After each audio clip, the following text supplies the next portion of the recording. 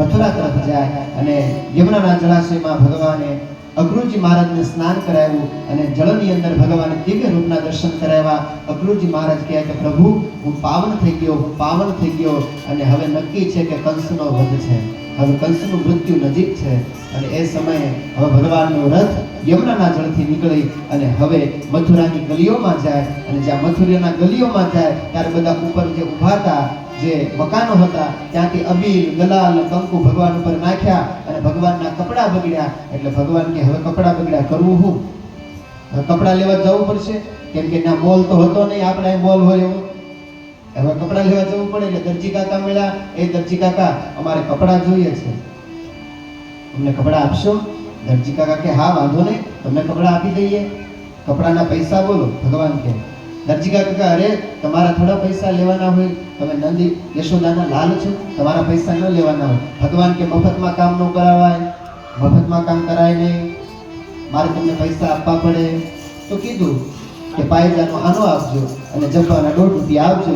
અને એમ કરી અને ભગવાને ત્યાંથી કપડાં પહેર્યા. પણ કપડાં પહેર્યા થોડાક ખુલતા થયા. હવે કરું શું? ફરીથી દરજી કાકાને કીધું હરખું માપ લ્યો ને, આ હજી ખુલતા પડે છે.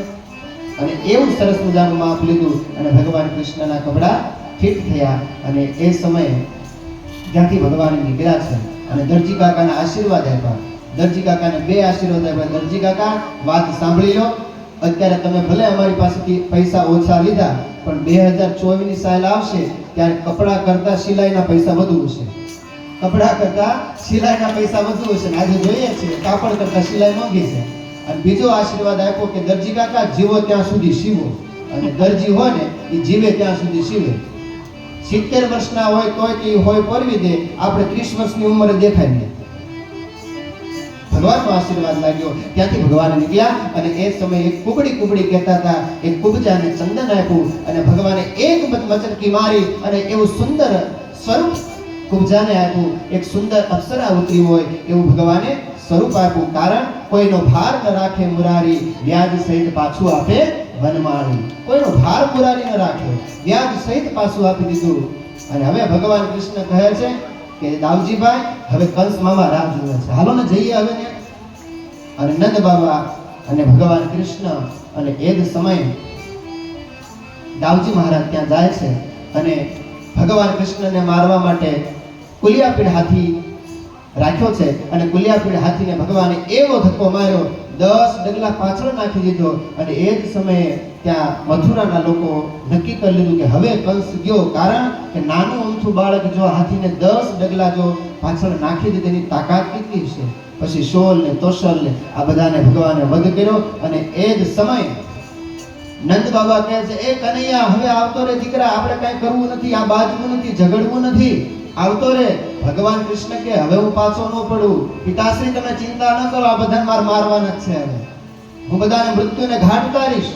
અને એ જ સમયે તમામ ગોવાળિયાઓ અંદર ગયા, ચાણોર અને મુષ્ટિકને બંનેને માર્યા. ચાણોર અને મુષ્ટિક એટલે કામ અને ક્રોધ. ભગવાને કામ અને ક્રોધનો વધ કર્યો. અને જેવા તોષલ અને શીલ તોષલ તો દોરડા ઠેકીને ભાગી ગયા. અને તમામ ગોવાળિયા અંદર આવ્યા, ભગવાનને ખભે બેસાડ્યા અને તમામ ગોવાળિયા ભગવાનનો જયનાદ કરે, બોલે શ્રી વૃંદાવન વિહારી લાલ કી, દાવજી મહારાજ કી જય.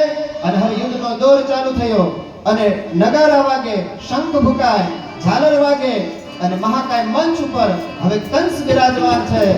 અને બંને ભાઈઓ એ જ સમયે ભગવાન કૃષ્ણ અને દાઉજી મહારાજ હાથીનો એક દાંત લઈ અને હવે આગળ જાય છે. કંસ સભામાં બેઠો છે, સિંહાસન ઉપર બેઠો છે અને આધ્યાત્મિક અર્થમાં કંસ એટલે અભિમાન. અભિમાનને મારવું જોઈએ, અભિમાન મરે ત્યાં સુધી ન થાય. એટલે ભગવાન